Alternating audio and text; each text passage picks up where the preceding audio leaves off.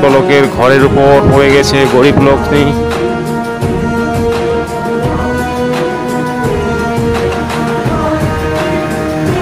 তার ঘরের চিত্র দেখাচ্ছি আমি।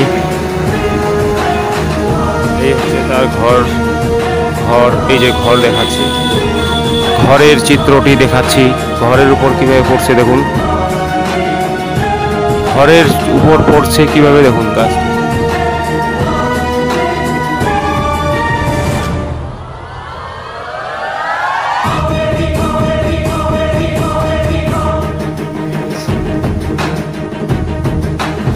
একজন বয়স্ক লোকের ঘরের উপর পড়েছে একটি গাছ, উপকার করুন সবাই। আর ঘরের চিত্র দেখানো হচ্ছে, ঘরের চিত্রটি দেখানো হচ্ছে।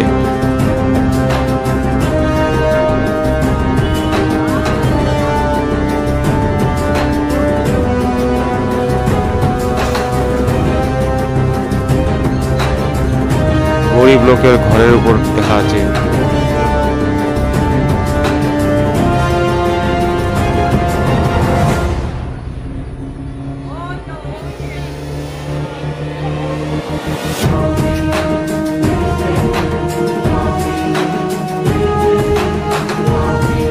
দেখুন কিভাবে পড়ছে ঝড়, এক মুহূর্তে শেষ।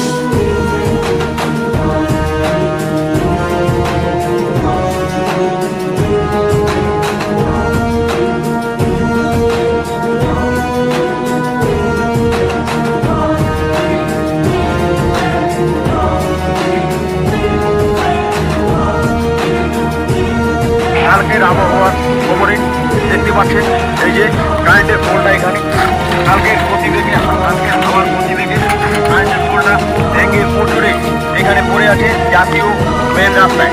এখানে পড়ে থাকায় বিভিন্ন গাড়ি ও অথবা বাইকের, বড় বড় গাড়ি তো যেতে পারবে না এদিক দিয়ে, বাইকের যাওয়ার খুব অসুবিধা। এদিকে দেখতে পাচ্ছেন একটা বড় বাস পড়ে গেছে। আমাদের একটা ঠাকুমা, তার একটা ঘরের উপর একটা বড় গাছের ডাল ভেঙে পড়েছে। এই পড়াতে আমাদের ভিজাবাড়ি এলাকা এখানে বিভিন্ন রকম সমস্যা দেখা যাচ্ছে, ইলেকট্রিকের পুরো সমস্যা। কালকে রাত থেকে নাই, কালকে রাত থেকে ইলেকট্রিকের বিদ্যুৎ নেই আমাদের এখানে, পুরো সমস্যায় আছে।